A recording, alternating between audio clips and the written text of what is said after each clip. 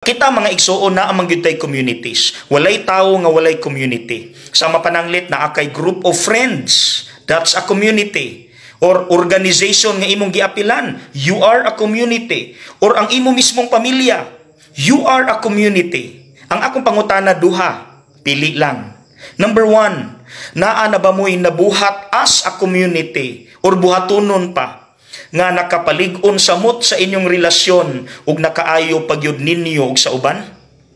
Naa magukoy nailhan nga mga alumni sa usa ka eskwelahan nga nagkasinabot nga magtampo-tampo og kwarta aron pa eskwelahon ang mga pobreng bata nga gustong mo eskwela. That's good. Naapoy membro sa pamilya nga bisag gubot iyang pamilya wa gyud siya misurrender ug naningkamot siya nga ma-unite niya iyang pamilya no matter what. Very good. Or number 2, naaba mo'y nabuhat or buhatonon pa, nga imbis makapayunite, ni samot hinuog bulag, or di pagyud makaayo. Like na ay mga barkada, nagbisyo. United pero bisyo ang gihimo.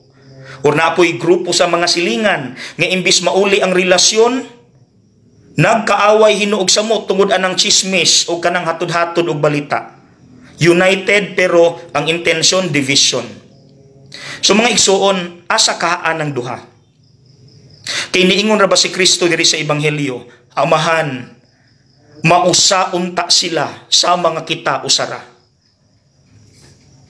Asa kahaan ng duha mga igsuon, naa man gyud kay community diha.